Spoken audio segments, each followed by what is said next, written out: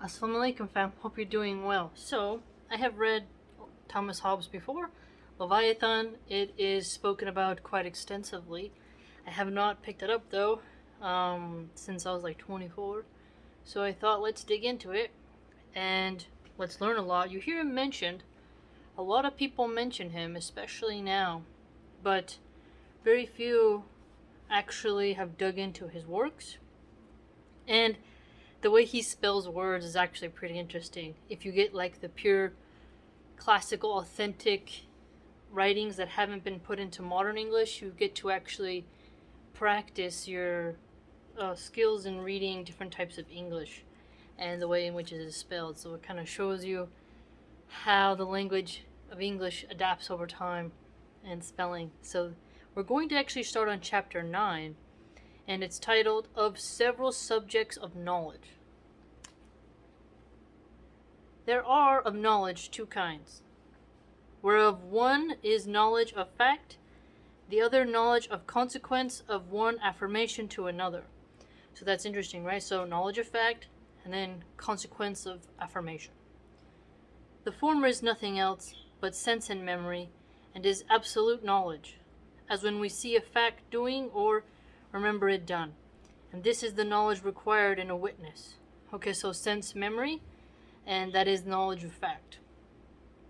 The later is called science, and is conditional, as when we know that if the figure shown be a circle, then any straight line through the center shall divide it in two equal parts. And this is the knowledge required in a philosopher, that is to say, of him that pretends to reasoning. Okay, excellent. So the consequence of affirmation of knowledge is the science. It's conditional. Yes, we can follow that quite extensively. The register of knowledge of fact is called history. I like how he says that. The register of knowledge fact is history. So, register of knowledge, history, you know? Whereof there be two sorts. One called natural history, which is the history of such facts, or effects of nature, as have no dependence on man's will, such as are the histories of metals, plants, animals, regions, and the like. The other is civil history, which is the history of voluntary actions of men in commonwealths. Haha. So civil history, right? And we have natural history. And natural history is history of such facts or effects of nature. It's separate from man's will. It doesn't depend on humans. And then, as he said, civil history is voluntary actions and is really related to the commonwealth. The registers of science are such books as contain the demonstrations of consequence of one affirmation to another, and are commonly called books of philosophy, whereof the sorts are many, according to the diversity of the matter, and may be divided in such manner as I have divided them in the following table. So, registers of science are going to be the demonstrations of the consequence which affirm the actions. And he has a very complicated table, which we need not show because the font is too small. But if you have a book that has it, it's really worth looking at. Okay, chapter 10 of power, worth, dignity, honor, and worthiness. And the way he spells worthiness is quite interesting. The power of a man, to take it universally, is his present power. Present means to obtain some future apparent good. Okay, so the power of humans lies in each one of theirs ability to attain a future good. And is either original or instrumental. Look at that. Original or instrumental. Natural power is the eminence of the faculties of body or mind, as extraordinary strength, form, prudence, arts, eloquence, liberality, nobility. So natural power really sounds like what just stems from humans, right? And I like how he said extraordinary strength, because that really does highlight the eminence point he put on for us. instrumental are those powers which, acquired by these or by fortune, are means and instruments to acquire more. Yeah, that's pretty true. So the instruments that you get, that helped you get the power, they're going to definitely help you to get more. As riches, reputation, friends, and the secret working of God, which men call good luck. For the nature of power is in this point, like to fame, increasing as it proceeds, or like the motion of heavy bodies, which, the further they go, makes still the more haste. So this is interesting, right? So, reputation, riches, friends, those are all instruments that help you get the power, right? And that all stems from natural power because it has the faculties of body or mind. Very, very good. The greatest human powers is that which is compounded of powers of most men, united by consent in one person, natural or civil, that has the use of all their powers, depending on his will. So here, the greatest of human powers, so compounded into a ruler, right? So it sounds a lot like, all of that ability, capacity placed into one ruler really just gets magnified even more when he puts it that way. And I like how he says united by consent, because without consent, well, you're going to have some trouble there, right? Because you're not really going to have the wealth that you needed to instrument you acquiring more power and even keeping it, right? Such as is the power of commonwealth, or depending on the wills of each particular. So, depending on the wills of each particular sounds a lot like city-states, or even noble families, right? Or a council, but the commonwealth also is like, it's more larger in its tax revenue. Such as is the power of faction. Yeah, okay, we were on the right track. Or of the drivers of factions leagued. Yeah, so the power of a faction, drivers of factions leagued, meaning they're united. So a confederacy of city-states or territories, tribes, things like that. Therefore, to have servants is power, to have friends is power, for there are strengths united. So look at that. Servants and friends. Alliances. So alliances are your strengths united, right? Very true.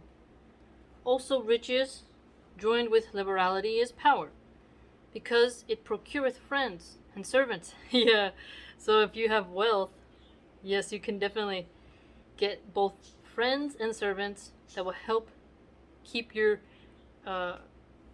everything within a dependent will, but yes, a united force, right? Without liberality, not so, because in this case, they defend not, but expose men to envy as prey.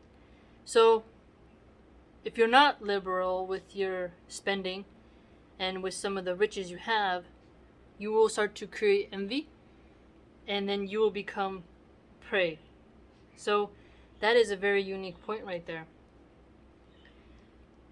You're wetting the palms, easing envy by giving charity, deals, gifts, bribes to those in power, and that'll help bring down the malcontent.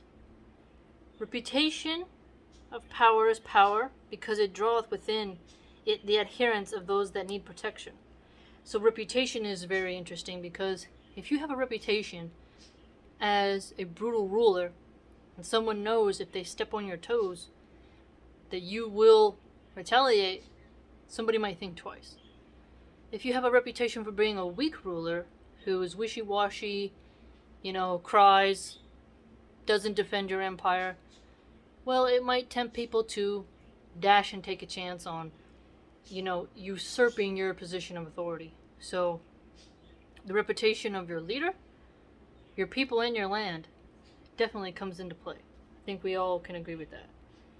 So is reputation of love of man's country, called popularity, for the same reason. So yes, the love of your land. Alright. Also, what quality soever maketh a man beloved or feared of many, or the reputation of such quality is power, because it is a means to have the assistance and service of many. Yes, so love, beloved, right, or feared by the many. Those are qualities of your reputation that both relate to the ability for you to flex your power and maintain it, and that is also a means for you to get assistance and have your army obey you. So he's right. You definitely need to be loved or feared, and your reputation has to be known by many, which it probably will because you're the sovereign, right?